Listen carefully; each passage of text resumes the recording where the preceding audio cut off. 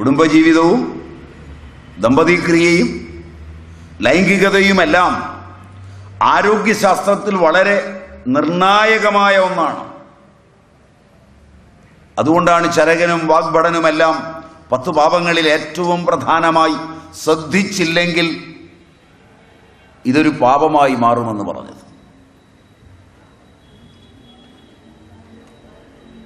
സർവേന്ദ്രിയ സന്തോഷത്തിന്റെ ലോകങ്ങൾക്കപ്പുറം സർവേന്ദ്രിയ വിനാശത്തിന്റെ ലോകങ്ങളിലേക്ക്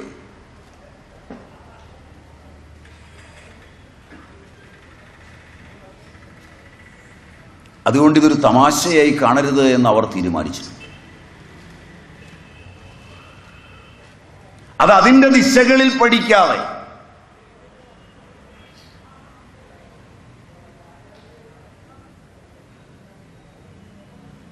അതിൻ്റെ ദിശകളിൽ അപഗ്രഥിക്കാതെ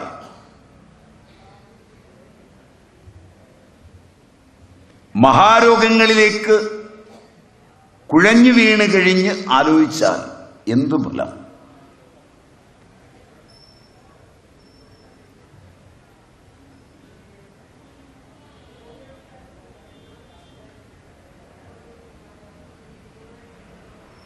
ഈ ദിശയിൽ ഒട്ടനേകം ഗ്രന്ഥങ്ങൾ ഭാരതത്തിലുണ്ട്. അവയിൽ നിന്നെല്ലാം അല്പാൽപമായി എടുത്ത് പോരുന്നുണ്ട്.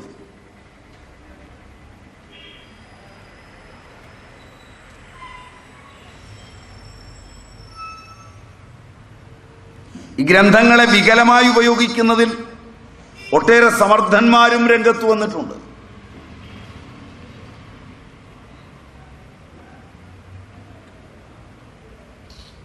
അതും ഓർത്തിരിക്കേണ്ടതാണ്.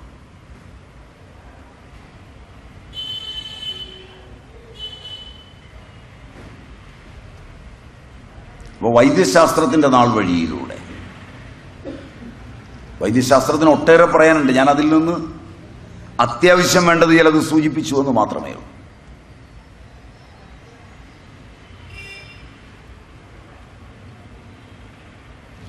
ഞാൻ കഴിഞ്ഞ ദിവസം തന്നെ പറഞ്ഞു, സ്ത്രീക്ക് പുരുഷ സംസ്പർശമില്ലാതെ 1,00,000 ഒരു കുഞ്ഞിനെ പ്രസവിക്കാൻ കഴിയുമുണ്ട്.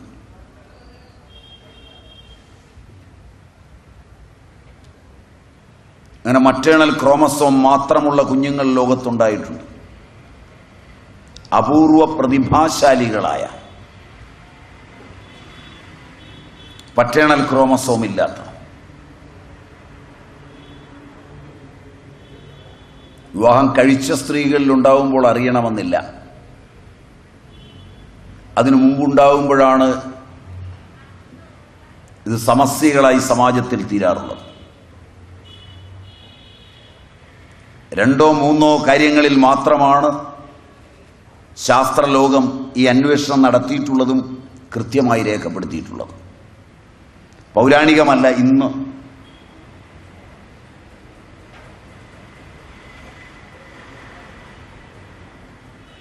അതല്ലാത്തത് മുഴകളായും എല്ലില്ലാത്ത കുഞ്ഞുങ്ങളായും ഒക്കെ സംഭവിക്കുന്നുവെന്ന് കഴിഞ്ഞ ദിവസം ഞാൻ നിങ്ങളോട് പറയുകയും ചെയ്തു, സുശ്രുതം ഉദ്ധരിച്ചുകൊണ്ട്.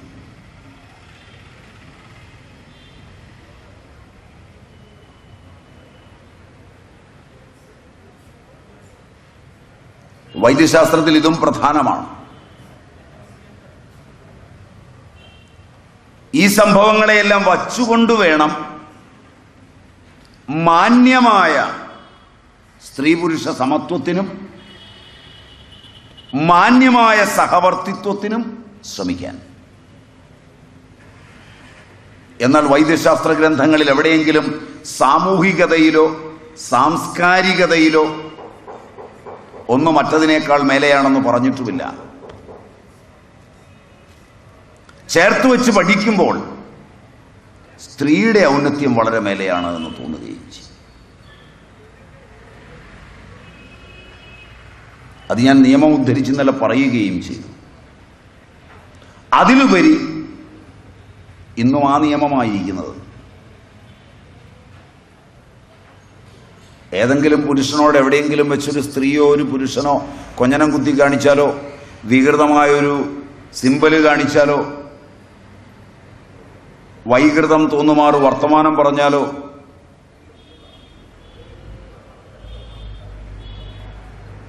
അതിന് വലിയ അപകടമൊന്നും നിയമത്തിൽ പറയുന്നില്ലെങ്കിലും ഏതെങ്കിലും സ്ത്രീയെ നോക്കി തെറ്റായ ഒരു ആംഗ്യ ഭാഷയോ ഒരു ശാരീരിക ഭാഷയോ ഒരു വാക്കോ ഉപയോഗിച്ചാൽ ഇന്ത്യൻ ശിക്ഷാ നിയമം അനുസരിച്ച് മാരക ശിക്ഷയാണ്.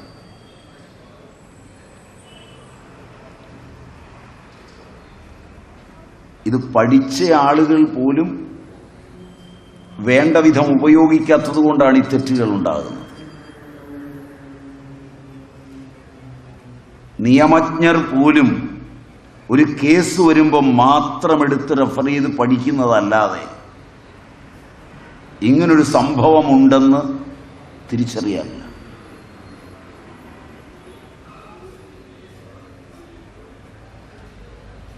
ഇത് സ്ത്രീകളാണ് ആദ്യം പഠിക്കേണ്ടത്.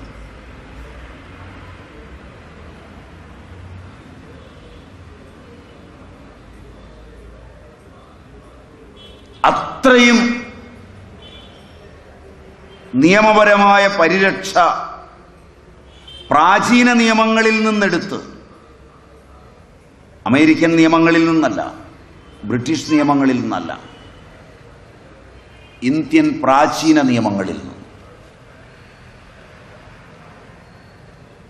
ഇന്ത്യൻ ഭരണഘടനയ്ക്ക് ചില്ലറയൊന്നുമല്ല Yajnavalkya സ്മൃതിയോടും മനുസ്മൃതിയോടും Narada സ്മൃതിയോടുമൊക്കെ കടപ്പാടുള്ളത്.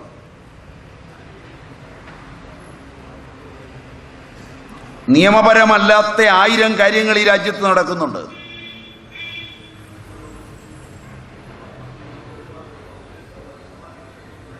Artificial insemination നിയമപരമല്ല.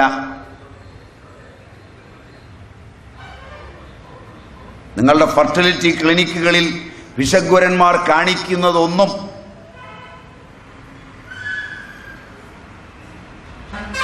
Civil criminal നിയമങ്ങളിലോ ഭരണഘടനാ പരങ്ങളായ നിയമങ്ങളിലോ എഴുതി വച്ചിട്ടുള്ളവയല്ല.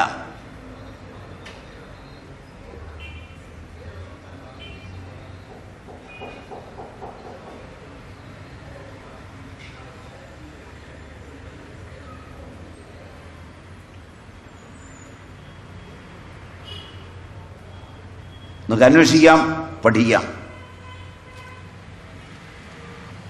എന്നാൽ നിങ്ങൾ ഇന്നുവരെ എടുത്ത് ഉപയോഗിച്ചിട്ടില്ലാത്ത ഒന്നാണ് ഒരു സ്ത്രീയെ നോക്കി ഒരു പുരുഷൻ ആംഗ്യ ഭാഷയിൽ തെറ്റായ എന്തെങ്കിലും സന്ദേശം നൽകിയാൽ, ഒരു വാക്ക് വികൃതമായി ഉച്ചരിച്ചാൽ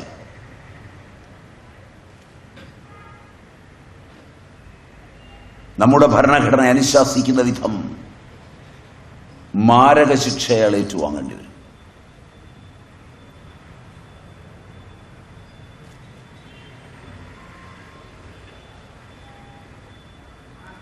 ഇത് നമ്മുടെ പുരുഷന്മാരെ പഠിപ്പിക്കുന്നതിൽ നാം പരാജയപ്പെട്ടു പോയിട്ടുണ്ട്. മാന്യത വരില്ലാത്ത ഞരമ്പ് രോഗികളെ സംബന്ധിച്ചിടത്തോളം അങ്ങനെയാണോ പറയാവുന്നത്? പദമതാണോ ശരി? നിയമം കൊണ്ട് മാത്രമേ അവനെ തടഞ്ഞു നിർത്താൻ പറ്റൂ. മാന്യനായവന് നിയമം ആവശ്യമില്ല. അവൻ മാന്യനായിരിക്കുന്നത് നിയമം കൊണ്ടല്ല, ഭയം കൊണ്ടുമല്ല, അവന്റെ ജനിതക സംസ്കാരത്തിന്റെ മര്യാദ കൊണ്ടാണ്. ജനിതക സംസ്കാരം 2 ഇൻവേർട്ടഡ് കോമയിലാണ് ഞാൻ പറഞ്ഞത്. അർത്ഥവും വ്യാപ്തിയും ഒക്കെ ആലോചിച്ച് കണ്ടെത്തിയാൽ മതി.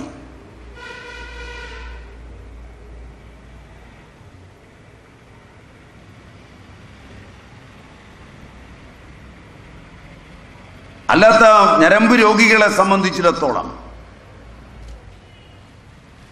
നിയമം മാത്രമാണ് വഴി. ഇത് നല്ലവണ്ണം അറിയുന്നത് കൊണ്ടാണ് പ്രാചീനർ നിയമങ്ങൾ ഉണ്ടാക്കിയിരുന്നത്. അതുതന്നെയാണ് നമ്മുടെ ആധുനിക നിയമസംഹിതയും അതേപടി സ്വീകരിച്ചത്.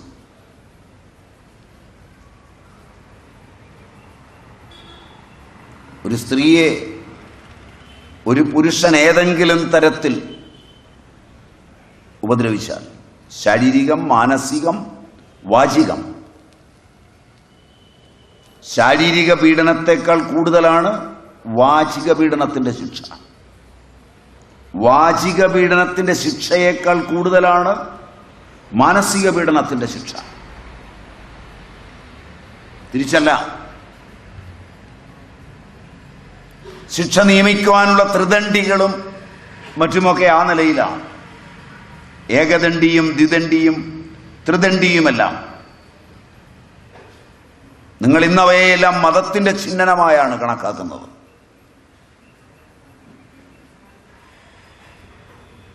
വാഗ്ദണ്ഡം, മനോദണ്ഡം, കായദണ്ഡം എന്ന 3 ദണ്ഡങ്ങളുടെ സ്മൃതി എടുത്ത് പഠിച്ചു നോക്കണം. മനുസ്മൃതി, യാജ്ഞവൽക്യ സ്മൃതി, നാരദ സ്മൃതി.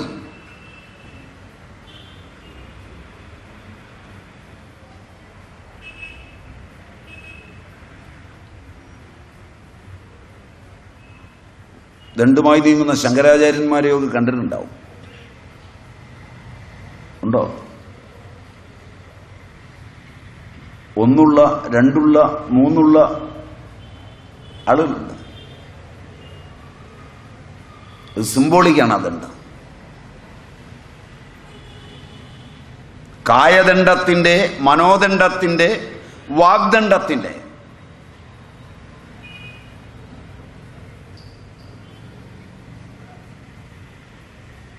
അതിനുള്ള ശിക്ഷയൊക്കെ നിശ്ചയിക്കുന്നത് അതുപോലുള്ളവരാണ്. അത്രയും അറിവും അവർക്കുണ്ടാവണം.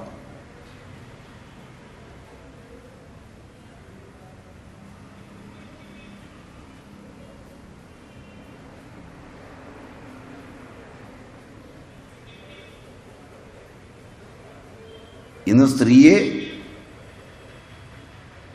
ശക്തമായി പീഡിപ്പിക്കുമ്പോൾ പോലും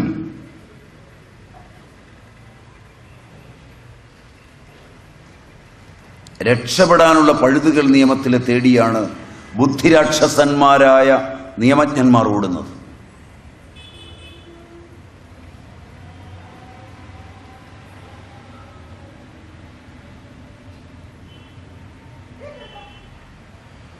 ഇന്നത് നടക്കുന്നത് പൗരാണികതയുടെ പേരിലാണ് എന്നാണ് ഇന്ന് നടക്കുമ്പോഴും നിങ്ങൾ പറയുന്നത്. പൗരാണികതയ്ക്ക് എന്തു ബന്ധമാണ് ഇന്നീ കാണിക്കുന്ന തെറ്റുകളിലുള്ളത്? ആധുനിക വിദ്യാഭ്യാസം പൗരാണികതയൊന്നും പഠിപ്പിച്ചില്ല.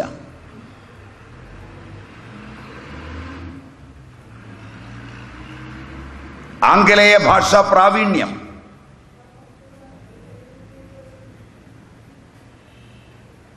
ശക്തമായ നിയമനിർമ്മാണം, ജനാധിപത്യം,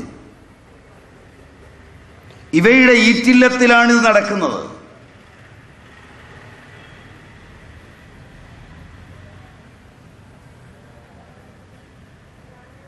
വസ്തുതയെ വസ്തുതയായി കണ്ട് വർത്തമാനകാലത്ത് ജനാധിപത്യത്തിൽ നടക്കുന്നുവെന്നറിഞ്ഞ്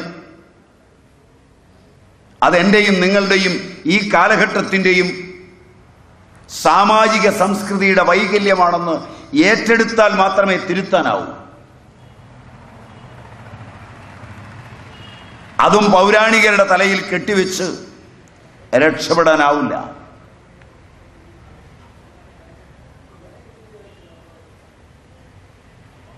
എണ്ണമറ്റ പീഡനങ്ങൾ മനുസ്മൃതിയുടെ വെളിച്ചത്തിൽ നടന്നതല്ല, യാജ്ഞവൽക്യ സ്മൃതിയുടെയും വെളിച്ചത്തിലല്ല. ആധുനിക ജീവിതത്തിന്റെ വെളിച്ചത്തിലാണ്. ആധുനിക വിദ്യാഭ്യാസമുള്ളവരാണ് ഇത് ചെയ്തിട്ടുള്ളത്.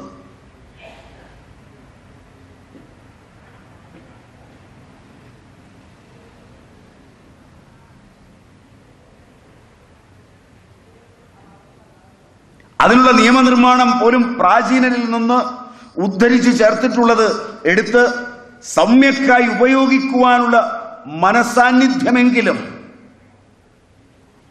ആധുനിക നിയമജ്ഞന്മാർക്കും സാമൂഹ്യ പ്രവർത്തകർക്കും ഉണ്ടായിരുന്നുവെങ്കിൽ തടയാനാവുമായിരുന്നു.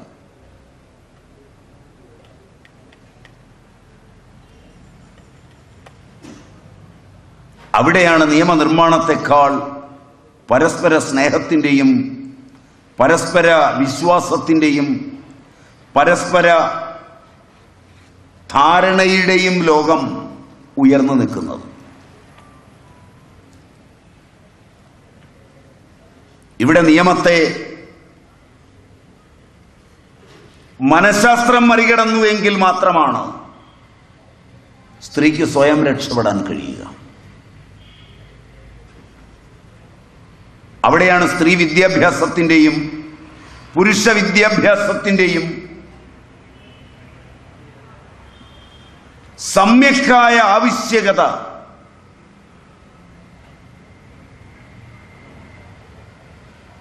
അനിവാര്യമാകുന്നത്.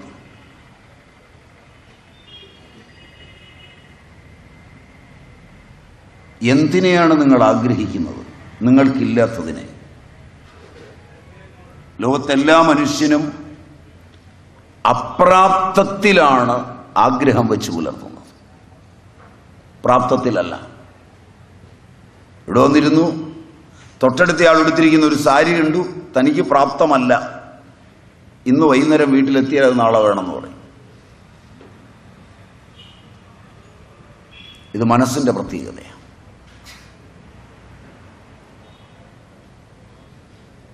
ഇങ്ങനൊരു അപൂർണതയിലാണ് സൃഷ്ടി. അതിലെ പ്രകടമായ പ്രാകൃതികമായ അപൂർണതയാണ് സ്ത്രീയും പുരുഷനും. രണ്ടപൂർണതകൾ, രണ്ടിന്റെ ചേർച്ചയിലല്ലാതെ പൂർണ്ണതയില്ല. ഇതാണ് പ്രാചീനന്റെ കാഴ്ചപ്പാട്. സ്ത്രീയിലുള്ള ഹോർമോണുകൾ സ്ത്രൈണ ഹോർമോണുകളാണ്, പുരുഷ ഹോർമോണുകൾ കുറവാണ്. പുരുഷനാകാൻ സ്ത്രീക്കാവില്ല, എങ്ങനെ ശ്രമിച്ചാലും, എന്ത് സമരം നയിച്ചാലും. ജനിച്ചത് പൂർവകർമ്മങ്ങളാലാണെന്ന് പൂർവികർ പറയും. അത് സ്വീകരിച്ചാലും ഇല്ലെങ്കിലും ജനനം വർത്തമാനത്തിലെ അറിവിന്റെ ഫലമല്ല. ഒരാൾ സ്ത്രീയാകുന്നതോ പുരുഷനാകുന്നതോ അവനോട് ചെന്ന് ചോദിച്ചിട്ട് അവന്റെ അനുമതി തേടിയിട്ടൊന്നുമല്ല.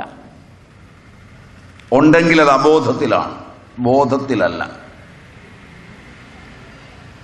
ജനിച്ചു കഴിഞ്ഞു, സ്ത്രീയാണ്. ഞാൻ സ്ത്രീയായി ജനിച്ചിരിക്കുന്നു, ഞാൻ പുരുഷനായി ജനിച്ചിരിക്കുന്നു എന്ന സത്യത്തെ അംഗീകരിക്കാതിരിക്കലാണ് വിദ്യാഭ്യാസം കൊണ്ട് നിങ്ങൾ നേടുന്ന ആദ്യത്തെ അപകടം.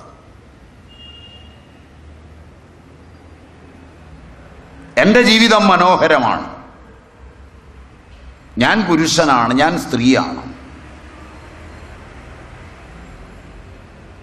എനിക്ക് എൻ്റെതായ കർമ്മങ്ങളും എൻ്റെതായ ആനന്ദത്തിൻ്റെ ലോകങ്ങളും എൻ്റെതായ വഴികളും അതിനുണ്ട്.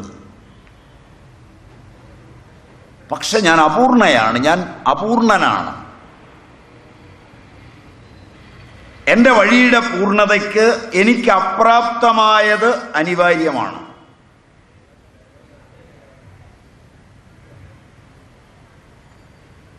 സ്ത്രീയെ സംബന്ധിച്ച് പുരുഷനും പുരുഷനെ സംബന്ധിച്ച് സ്ത്രീയും ആ പൂർണ്ണതയ്ക്ക് അനിവാര്യമാണ്.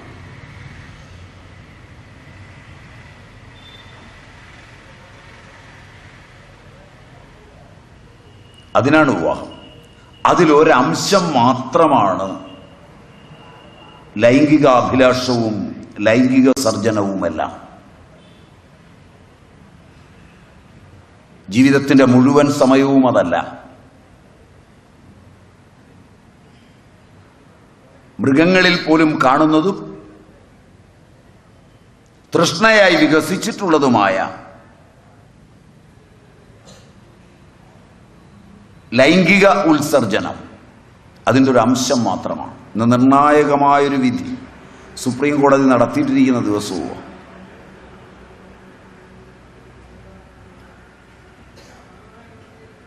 ഭർത്താവിനും ഭാര്യയ്ക്കും തൻ്റെ ഇണയെ സംതൃപ്തിപ്പെടുത്തുവാനുള്ള ലൈംഗിക ശേഷി ഇല്ലെങ്കിൽ ഡൈവോഴ്സ് അനുവദിക്കാം.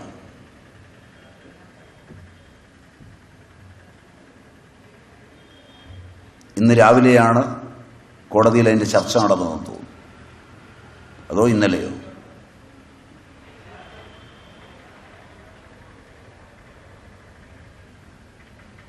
ഇനി ഇതെത്രത്തോളം ദുരുപയോഗപ്പെടുത്തും കുടുംബജീവിതത്തിലെന്ന് നിശ്ചയിക്കാനാവില്ല. ഇനി വക്കീലന്മാർ ഇതിട്ട് എത്ര കളിക്കും, സമ്പന്ന കുടുംബങ്ങളിൽ നിന്ന് എത്ര കാശിറങ്ങും, എത്ര നാട് നാറും എന്ന് കണ്ടറിയേണ്ടതാണ്.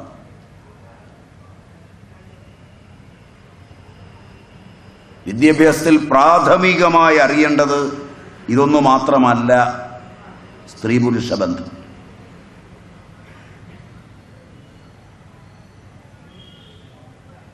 ഒട്ടേറെ കാര്യങ്ങളുണ്ട്, ചെറുതും വലുതുമായ.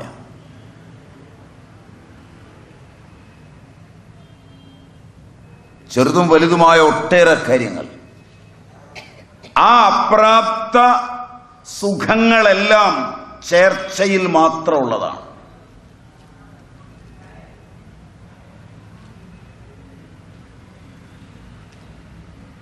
പുരുഷന്റെ മനസ്സുകളിൽ നിറഞ്ഞിരിക്കുന്ന സ്ത്രൈണപരങ്ങളായ സ്വപ്നങ്ങൾ, സ്ത്രീയുടെ സങ്കല്പങ്ങളിൽ നിലനിൽക്കുന്ന പൗരുഷപരങ്ങളായ സ്വപ്നങ്ങൾ, അവയുണ്ടോ എന്ന് അളന്നു നോക്കണം. ഉണ്ടെങ്കിൽ പൂർണ്ണതയ്ക്കൊരണ അനിവാര്യമാണ്. അവയില്ലെങ്കിലേ വിവാഹം കഴിക്കാതൊക്കെ ജീവിക്കാവൂ. അല്ലാതെ സന്യാസം സ്വീകരിച്ചാൽ പോലും അർത്ഥവിരാമം ഉണ്ടാവും. അതായിരിക്കും അവിരാമം തുടരുക.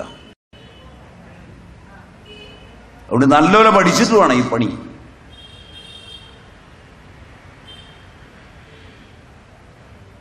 ഒരാളോട് ഇരുന്ന് കുശലം പറയാൻ, മണിക്കൂറുകളിരുന്ന് പറയാൻ,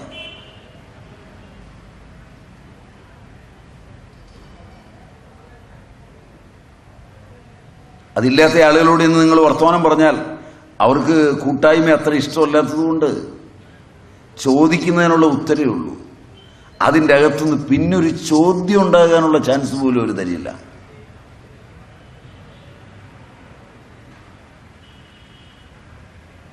കൂട്ടായ്മയ്ക്ക് ദാഹമുള്ളവൻ ഒരു ചോദ്യം ചോദിക്കുമ്പോൾ അതിനുത്തരം പറയുന്നത് വേറൊരു ചോദ്യം ചോദിക്കാവുന്ന പാകത്തിനായിരിക്കും. മനസ്സിലായില്ല? കുറേ നേരം ഇരുന്ന് വർത്തമാനം പറയാനാണ്. മറ്റവൻ വർത്തമാനം പറയുന്നത് നിങ്ങളൊരു ചോദ്യം ചോദിച്ചാൽ നിങ്ങൾ ഇനി ചോദിക്കാൻ പോകുന്ന അതേ തുടർന്നുള്ള നിങ്ങൾക്ക് വേണ്ടതും വേണ്ടാത്തതുമായ എല്ലാ ചോദ്യത്തിൻ്റെയും ഉത്തരം ചേർത്തായിരിക്കും മറുപടി പറയും.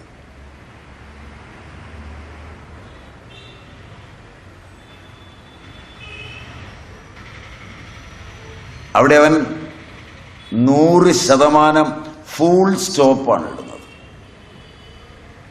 മനസ്സിലായോ എന്നറിയില്ല. ഞാൻ ഉപയോഗിച്ച ഭാഷ മനസ്സിലായോ എന്നറിയില്ല. അല്ല, ഞാൻ ആ സ്റ്റോപ്പിന് മുമ്പ് പറഞ്ഞ പദത്തിൽ ഫുള്ളെന്നല്ല പറഞ്ഞ, ഫുൾ സ്റ്റോപ്പ്.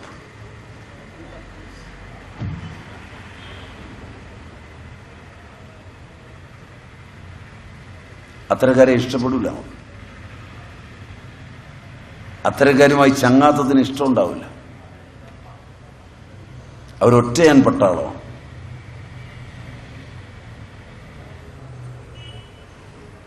വളരെ അപൂർവമായി ചരിത്രത്തിൽ അത്തരക്കാർ കാണുള്ളൂ. വളരെ അപൂർവം. അവരെ നമുക്ക് വെറുതെ വിടാം. അവരെ ചർച്ച ചെയ്തിട്ട് നമുക്ക് പഠിക്കാനൊന്നുമില്ല. അവർക്ക് കിണ്ണാണം പറയാൻ ഇഷ്ടമുണ്ടാവില്ല.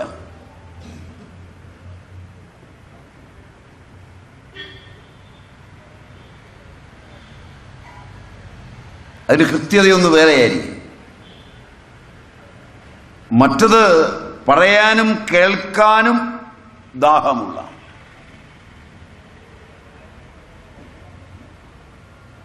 ഒട്ടേറെ കാര്യങ്ങൾ പറഞ്ഞു തീർക്കാനുണ്ട്. കുടുംബജീവിതത്തിൽ ശാരീരിക രതിയുടെ എത്രയോ മടങ്ങാണ് വാചിക രതി.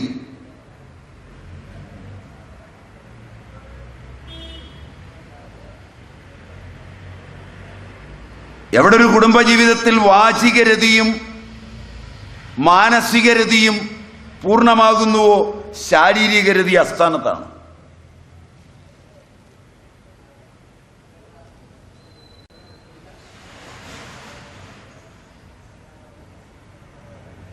അതുകൊണ്ടാണ് വീട്ടിൽ പലപ്പോഴും ഭാര്യയുടെയും ഭർത്താവിൻ്റെയും അടുത്ത് ശാരീരിക രതികളെല്ലാം സമ്പൂർണമായി നടക്കുമ്പോഴും തൻ്റെ വാചികമായ രതിയുടെ തൃപ്തിക്കും മാനസികമായ രതിയുടെ തൃപ്തിക്കും മനുഷ്യൻ മതങ്ങളുടെ കോടരങ്ങളിലും സാമൂഹികതയുടെ കോടരങ്ങളിലും ആധുനികതയുടെ കോടരങ്ങളിലും രംഗങ്ങൾ അന്വേഷിച്ച് നടക്കുന്നത്.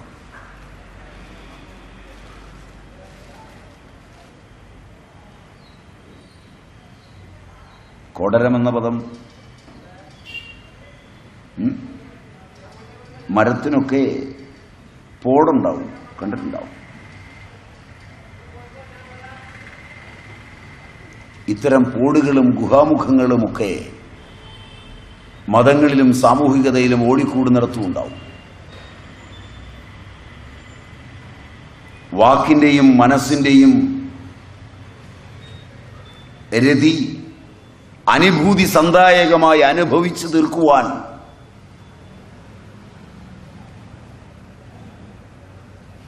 അനിതര സാധാരണമായ സ്വാതന്ത്ര്യമുള്ള ഈ മേഖലകളിലേക്കാണ് മനുഷ്യൻ പലപ്പോഴും കടന്നു ചെല്ലുന്നത്. അതുകൊണ്ട് അപ്രാപ്തത്തിന്റെ പ്രാപ്തത്തിനാണ് വിവാഹമെന്നും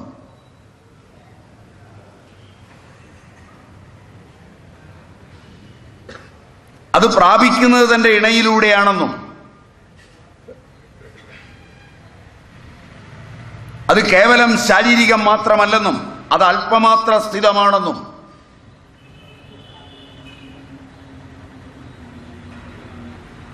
അതിനിത്രയും നിയമങ്ങളും ഇത്രയും കഷ്ടപ്പാടും ഇത്രയും സമ്പാദനവും ഇത്രയും ചേർച്ചയ്ക്ക് വേണ്ടിയുള്ള പണികളും ആവശ്യമില്ലെന്നും ഏത് പൊട്ടനും അറിയാം.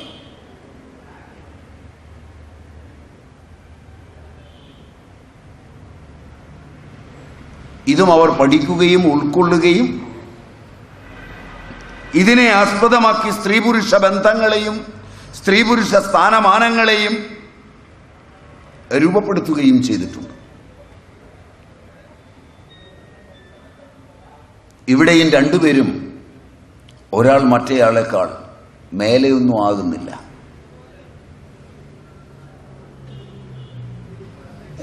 ഇതിൽ നിങ്ങൾക്ക് ആനന്ദവും സുഖവും ഇനിയും അങ്ങോട്ട് വേണം എങ്കിൽ പോലും എത്രത്തോളം പുരുഷനായി ജനിച്ചവൻ അവൻ അല്ല എന്ന് അവന് ബോധ്യമുള്ള സ്ത്രീയെ അംഗീകരിക്കുന്നു, അവൻ ആനന്ദമുണ്ടാവും. അല്ലാത്തവൻ ആനന്ദം എന്നത് മരീചിക മാത്രമാണ്. എത്രത്തോളം സ്ത്രീയായി ഒരുവൾ ജനിച്ചുവോ താൻ ഏതൊന്നാണോ അതിനോടല്ല, താൻ ഏതൊന്നല്ല അതിനോട് ഏതൊരു പുരുഷഭാവം തനിക്കില്ലയോ തനിക്കില്ലാത്തതിനോടുള്ള സങ്കല്പവും തനിക്കില്ലാത്തതിനു വേണ്ടിയുള്ള ജീവിതവും എത്ര ശക്തമോ അവളുടെ ജീവിതം ചൈതന്യധന്യവും ആനന്ദപൂർവകവുമായിരിക്കും. ഇതാണ് അതിൻ്റെ ഫോർമുല.